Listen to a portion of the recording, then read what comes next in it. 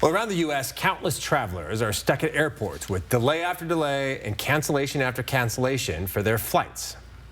We have had our 2 flights canceled and we're on our 3rd one. The flight attendant came on and said, "Hey everybody, we can't seem to find the pilots." While the other airlines got over the technology issues last week, Delta Airlines is struggling to get back on track. At the Spokane airport today, there were 3 cancellations and 7 delays from Delta. The U.S. Department of Transportation is now launching an investigation into the airline. ABC's Alexis Christoforous explains. As the travel nightmare drags into a 5th day, word from the Department of Transportation, there's now an investigation into Delta Airlines over the recent flight disruptions and surge in consumer complaints.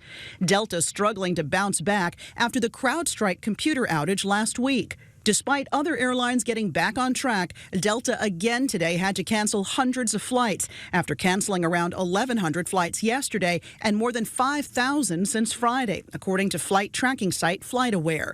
Some travelers stranded, many frustrated. We all understand we're subject to computer failures. At this point, you've had 4 days to figure it out. Today, Transportation Secretary Pete Buttigieg announcing the investigation into Delta Airlines, writing, to ensure the airline is following the law and taking care of its passengers during continued widespread disruptions. Delta responding to the investigation, saying in part, Delta teams are working tirelessly to care for and make it right for customers impacted by delays and cancellations as we work to restore the reliable on-time service they have come to expect from Delta. I think there's one flight on Thursday, and it's like over $2,000 or something ridiculous. The outage happening on a weekend Delta says was their busiest of the summer, where booked loads exceeded 90%. On Capitol Hill, House leaders demanding answers from CrowdStrike CEO George Kurtz, calling on him to testify before Congress to explain how a software update from Microsoft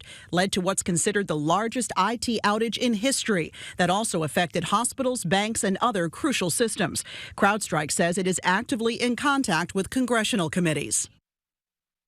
In 2022, 10 of the largest U.S. airlines agreed to a series of customer service commitments in the event of delays and disruptions within the airline's control. That includes things like rebooking passengers at no additional cost. Alexis Christoforous, ABC News, New York.